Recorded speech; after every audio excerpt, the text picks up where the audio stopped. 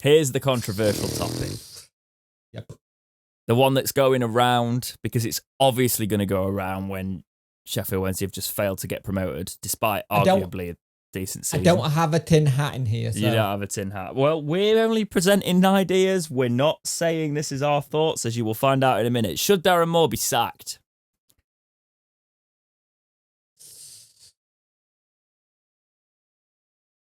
Your podcast hasn't broken. What do you think? Yeah. What do you think? Because there's a lot of talk over, he's taken us as far as he can take us. We haven't had that. We're going to start purely by just going off what people have wrote into us. We didn't ask this as a specific question, but when we asked about thoughts, I think a lot of people, especially in our community, felt like they saw all the negativity about Moore's not the man and had to jump on it. So the people that wrote into us were mainly on the side of Moore, and we're going to... Well, actually, I think all of them were. Nearly all of them because nobody wrote... It's interesting, isn't it? The people that write into the podcast don't seem to hate on Moore, which is interesting. Tom Wright wrote in and said, keep Moore. Came a massive way from this time last year. Have an opportunity to let him build on what we have already achieved. Bit of money to help as well. Looking forward to next season. Hopefully it'll be like the back end of this season. Thunder Chuffer writes in, give him one more season. If no promotion is coming, then get rid. I can see that as well. I can see that. Finn Sanderson writes in big capital letters, keep Darren Moore. We need to give him time to keep this project going. Last night was a tough night, but nothing Darren Moore could have done to prevent it. We came into the game with a mountain to climb. Sawyer Maka writes in and says, keep Moore, give him money to spend. Look at how much he's improved and how much pull he has when he has no money to spend at all.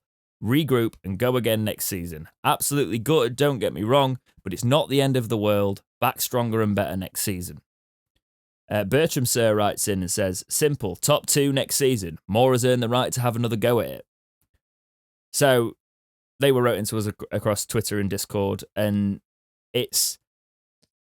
I am on the side of he needs another season at it. Surely he does. He's not. We finished 4th.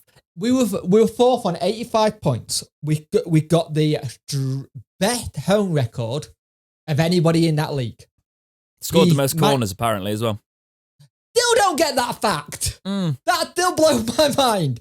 Yeah. But you can't keep having this situation where change manager don't go. If that's the case, summer and January we're having manager transfers every season as well as players, and we'll do that if you're going to keep chopping and changing managers. Look at, and people go, that's Liverpool. Jurgen Klopp came into a Liverpool team that was dire. It was nowhere near it, and they let him slowly but surely build on it. It wasn't at the rate. You look at that Liverpool team now, yes, it's Liverpool. They've got the money. I was going to say, that's a hell of a comparison. They can get the players in, but they let him build. They let him slowly build it. Wilder built. You let managers have time to build something. You don't get rid of them after 1 or 2 seasons and go, that's enough, you're done. I understand with the saying, if he doesn't make it next year, I'm probably right.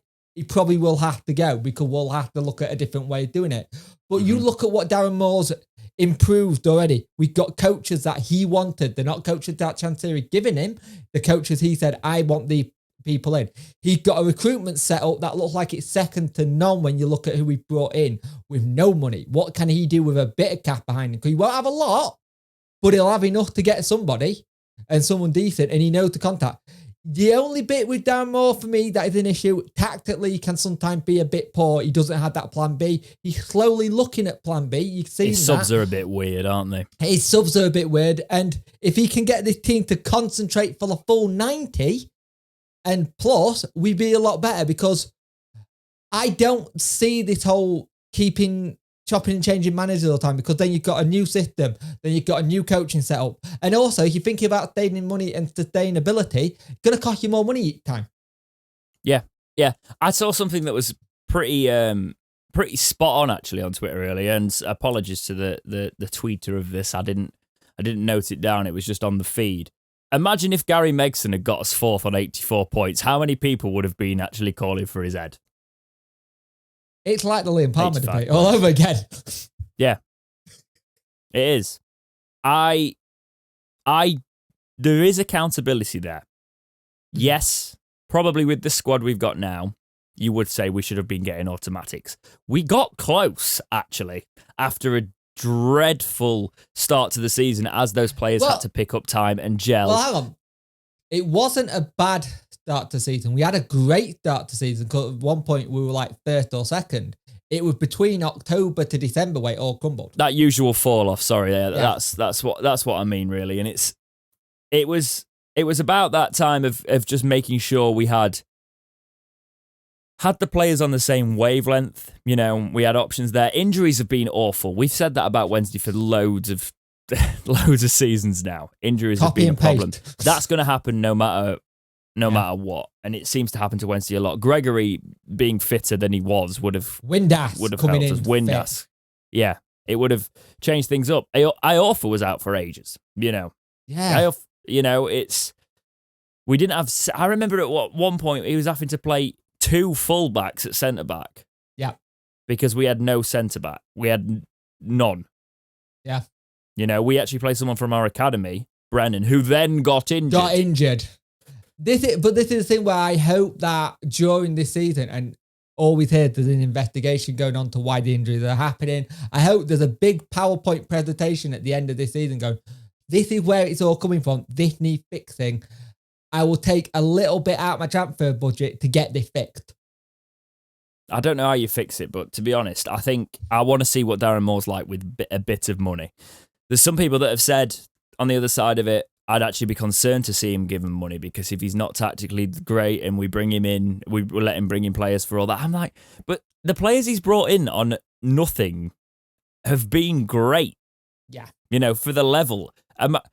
As long as he keeps that sensible approach to it and uses his contacts and uses that relationship he's got with players and clearly the rapport he builds, I don't want to lose that sort of togetherness that we felt this season that we didn't feel last season and we've not felt for a little while. There's been a disconnect there.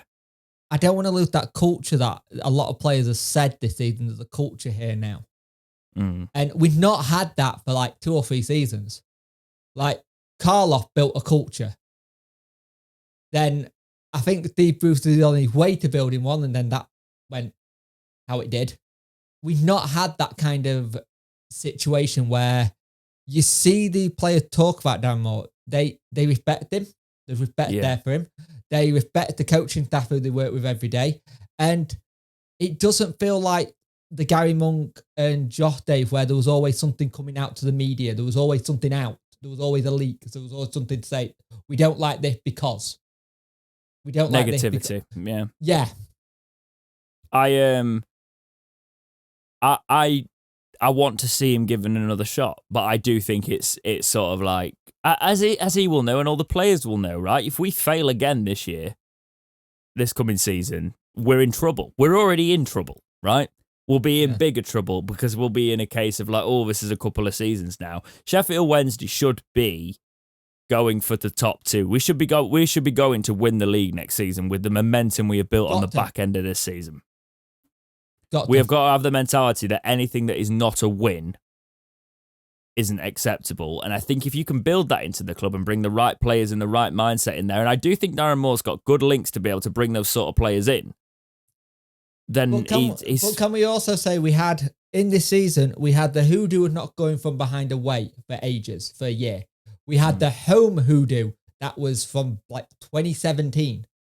We got rid of that this season. The last 2 games of the season, we came from behind to win them. Yeah. Darren Moore done really well to get that sorted. It's like building a net part of their mental strength and not being so fragile at the back in the net kind of thing, because I think he'd earned a second chance, because any other season, and we say this all the time, and it seems like it's always the case with Wednesday, but any other season, that automatic promotion, you're up.